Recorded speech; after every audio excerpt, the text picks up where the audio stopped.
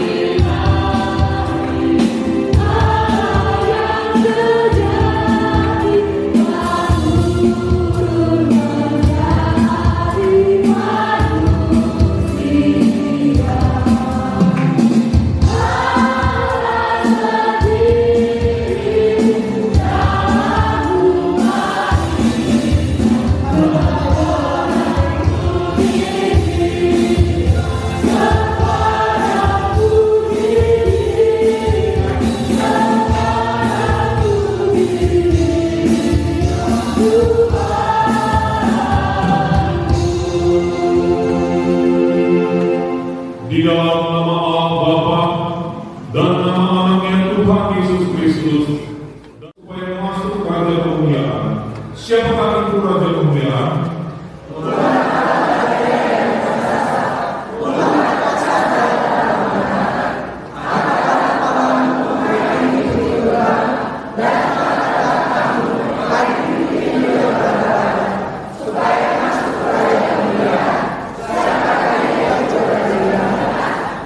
Tuhan semesta alam, dialah Raja Kemuliaan.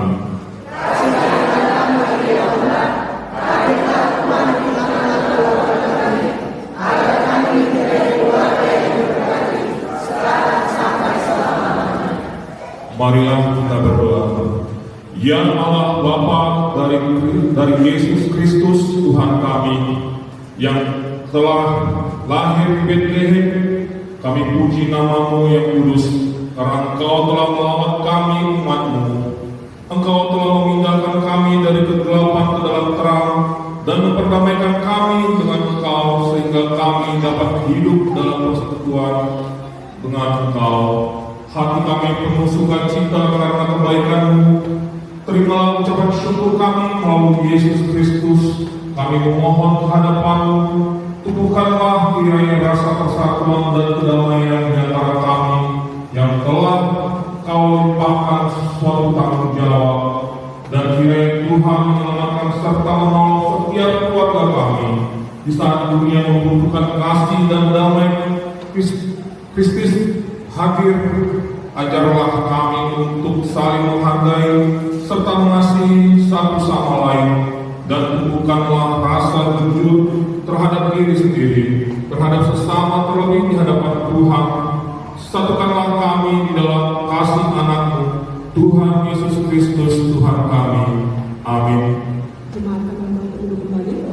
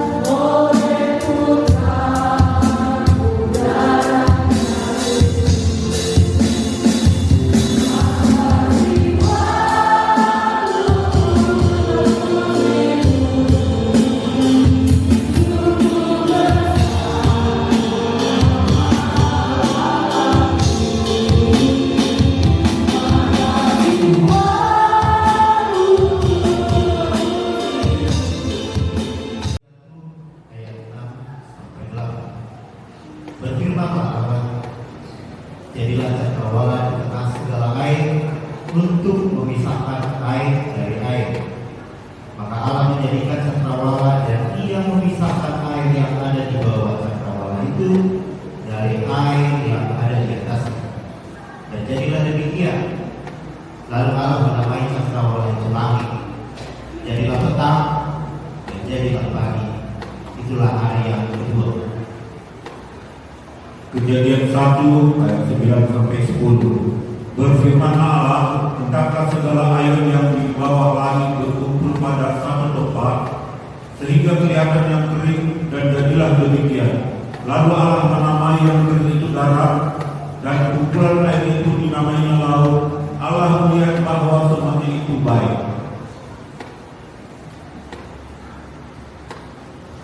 Kejadian 1 ayat 11 sampai dengan 13. Berfirmanlah Allah, hendaklah tanah menumbuhkan tunas-tunas muda, tumbuh-tumbuhan yang berbiji, segala jenis pohon buah-buahan yang menghasilkan buah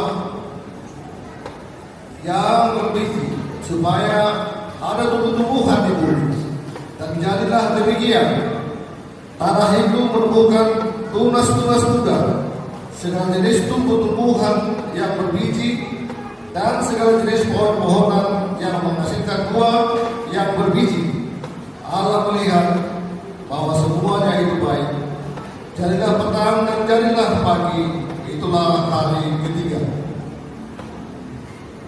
Kejadian 1 ayat 14 sampai 15. Berfirmanlah Allah, jadilah benda-benda penerang pada cakrawala untuk memisahkan siang dari malam. Biarlah benda-benda penerang itu menjadi tanda yang menunjukkan masa-masa yang tetap dan hari-hari dan tahun-tahun. Dan sebagai penerang pada cakrawala, biarlah benda-benda itu menerangi bumi. Dan jadilah demikian. Kejadian 1 ayat 16 sampai 19. Maka Allah menjadikan kedua benda penerang yang besar itu, yang lebih besar untuk menguasai siang dan yang lebih kecil untuk menguasai malam, dan menjadikan juga bintang itu. Allah menaruh semuanya itu di cakrawala untuk menerangi bumi dan untuk menguasai siang dan malam dan untuk memisahkan terang dari gelap. Allah melihat bahwa semuanya itu baik. Jadilah petang dan jadilah pagi. Itulah hari kedua. Kejadian 1 ayat 20 sampai 23. Berfirmanlah Allah, hendaklah dalam air berteriakan makhluk yang hidup, dan hendaklah burung berterbangan di atas bumi, melintasi cakrawala. Maka Allah menciptakan binatang-binatang laut yang besar dan segala jenis makhluk hidup yang bergerak, yang berkeriapan dalam air, dan segala jenis burung yang bersayap. Allah melihat bahwa semuanya itu baik. Lalu Allah memberkati semuanya itu. Firman-Nya, berkembang biaklah dan bertambah banyaklah seperti itu, serta penuhilah air dalam laut, dan hendaklah burung-burung di bumi bertambah banyak. Jadilah petang dan jadilah pagi. Itulah hari yang kelima. Kejadian 1 ayat 4 sampai 5. Berfirmanlah Allah, hendaklah bumi mengeluarkan segala jenis makhluk yang hidup, ternak, baik. Berfirmanlah Allah, baiklah kita menjadikan manusia menurut gambar dan rupa kita, supaya mereka berkuasa atas ikan-ikan di laut dan burung-burung di udara dan atas ternak dan atas seluruh bumi dan atas segala binatang melata yang merayap di bumi. Kejadian 1 ayat 27 sampai 28 ditambah 31. Maka Allah menciptakan manusia itu menurut gambarnya, menurut gambar Allah diciptakannya dia, laki-laki dan perempuan diciptakannya. Mereka Allah memberkati mereka. Lalu Allah berfirman kepada mereka, beranak cuculah dan bertambah banyak.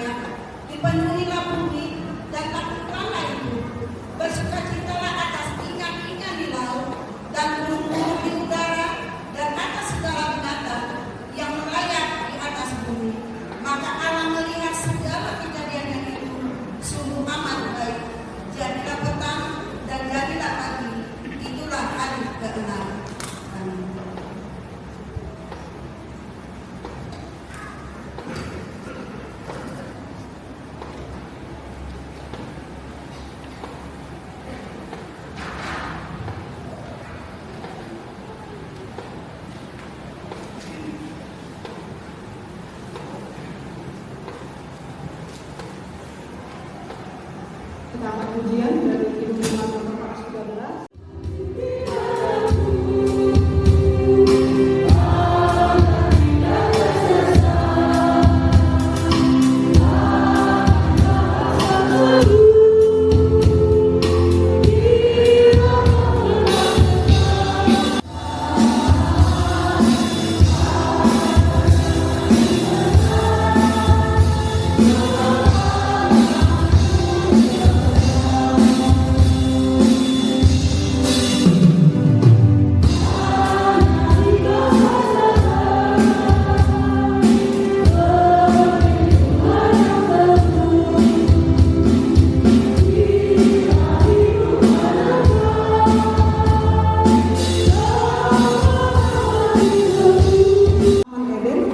Ternyata telah dilanggar.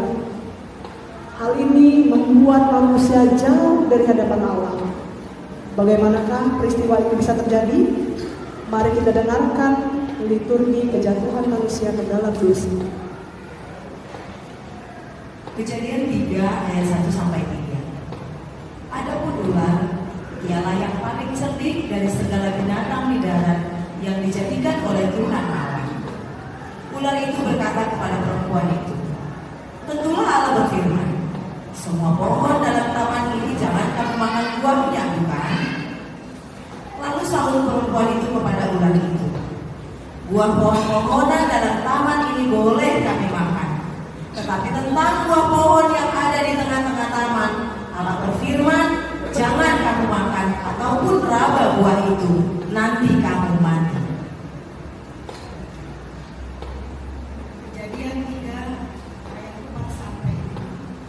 Tetapi ular itu berkata kepada perempuan itu, sekali-kali kamu tidak akan mati, tetapi Allah mengetahui bahwa pada waktunya kamu memakannya matamu akan terbuka dan kamu akan menjadi seperti Allah, tahu tentang yang baik dan yang jahat.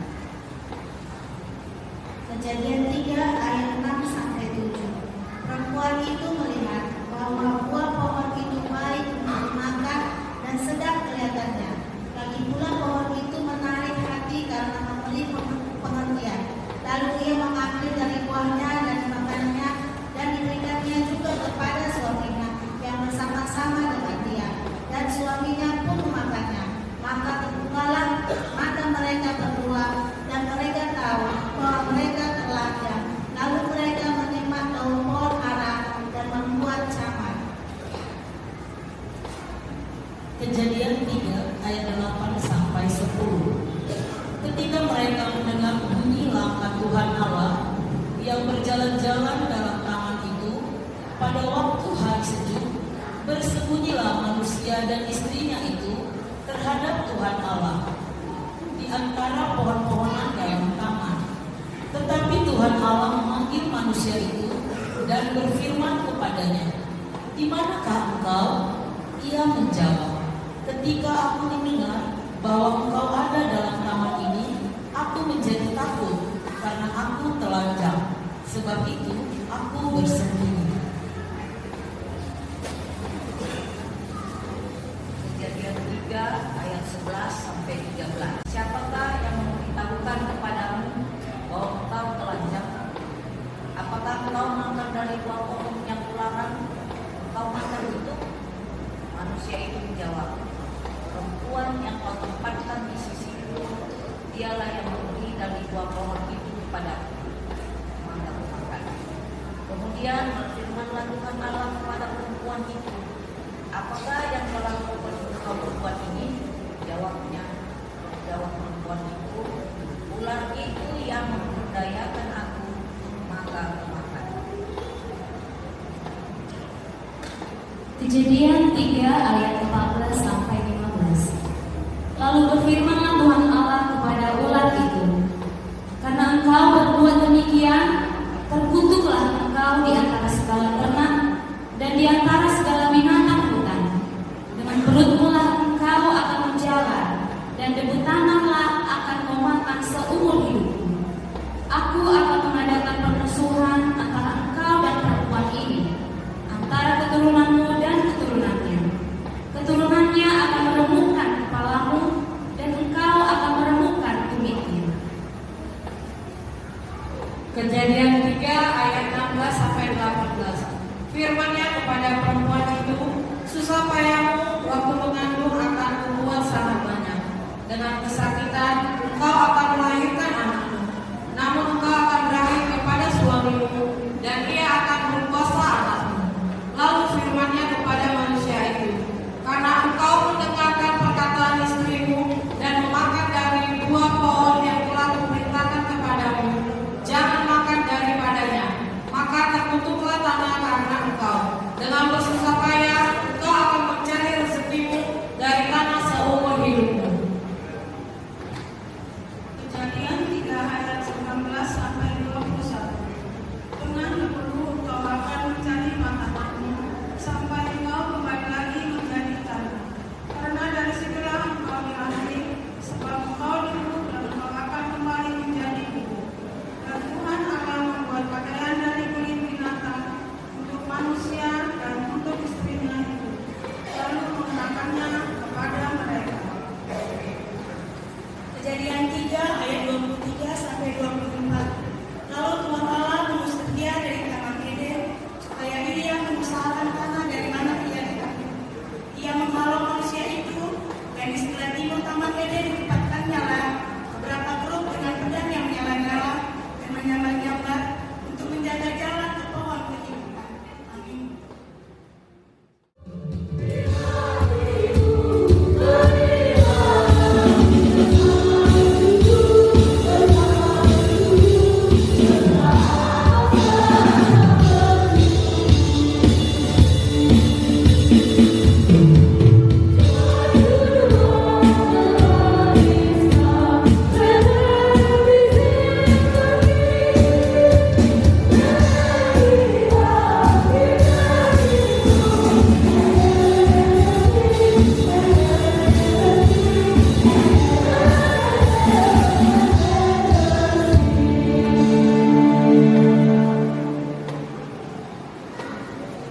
Segera melihat terang. Siapakah Raja Keselamatan yang dijanjikan Allah itu? Marilah kita mendengarkan liturgi kelahiran Sang Mesias. Lukas 1 ayat 26 sampai 27. Dalam bulan yang ke-6, Allah menyuruh malaikat Gabriel pergi ke sebuah kota di Galilea bernama Nazaret kepada seorang perawan yang bertunangan dengan seorang bernama Yusuf dari keluarga Daud. Nama perawan itu Maria. Lukas 1 28 sampai 29. Ketika malaikat itu masuk ke rumah Maria, ia berkata, "Salam, hai engkau yang dikaruniai, Tuhan menyertai engkau." Maria terkejut mendengar perkataan itu, lalu bertanya di dalam hatinya, "Apakah arti salam itu?" Lukas 1 ayat 30 sampai 31. Kata malaikat itu kepadanya, "Jangan takut, Ini akan menaungi engkau, sebab itu anak yang akan kau lahirkan itu akan disebut kudus, anak Allah." Lukas 2 ayat 1 sampai 3. Pada waktu itu Kaisar Agustus mengeluarkan suatu perintah menyuruh mendaftarkan semua orang di seluruh dunia. Inilah pendaftaran yang pertama kali diadakan sewaktu Kirenius menjadi wali negeri di Syria. Maka pergilah semua orang mendaftarkan diri masing-masing di kotanya sendiri. Lukas 2 ayat 4 sampai 5. Demikian juga Yusuf pergi dari kota Nazaret di Galilea ke Yudea ke kota Daud yang bernama Betlehem, karena ia berasal dari keluarga dan keturunan Daud, supaya didaftarkan bersama-sama dengan Maria tunangannya yang sedang mengandung. Lukas 2 ayat 6 sampai 7. Ketika mereka sampai di situ, tibalah waktunya bagi Maria untuk bersalin, dan ia melahirkan seorang anak laki-laki, anaknya yang sulung. Lalu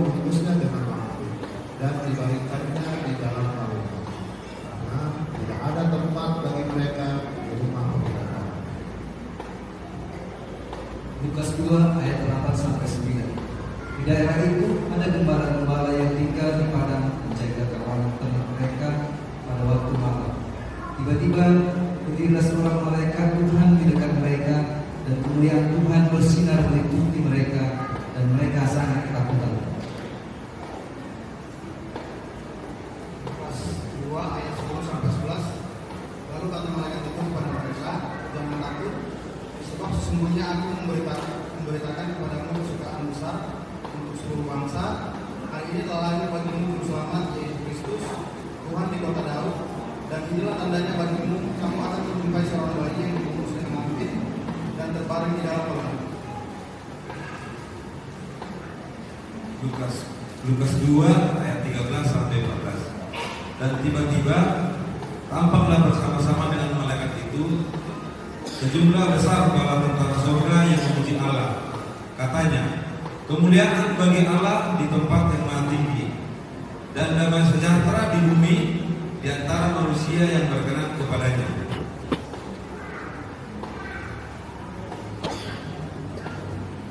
Matius 2 ayat 1 sampai 2. Sesudah Yesus dilahirkan di Betlehem di tanah Yudea pada zaman Raja Herodes, datanglah orang-orang Majus dari timur ke Yerusalem dan bertanya-tanya, di manakah ia, raja orang Yahudi yang baru dilahirkan itu? Kami telah melihat bintangnya di timur, dan kami datang untuk menyembah Dia. Yohanes 3 ayat 16. Karena begitu besar kasih-karunia dari dunia ini, sehingga Ia telah memberikan kebenaran yang tunggal, supaya setiap orang yang percaya kepadanya tidak binasa, melainkan beroleh hidup yang kekal. Yesaya 9 ayat 1 dan 5. Bangsa yang berjalan di dalam kegelapan telah melihat terang yang besar. Mereka yang diam di negeri kekelaman, atasnya terang telah bersinar. Sebab seorang anak telah lahir untuk kita, seorang putra telah diberikan untuk kita. Lambang pemerintahan ada di atas baunya, dan namanya disebutkan orang, Penasihat Ajaib, Allah yang perkasa, Bapa yang kekal, Raja Damai.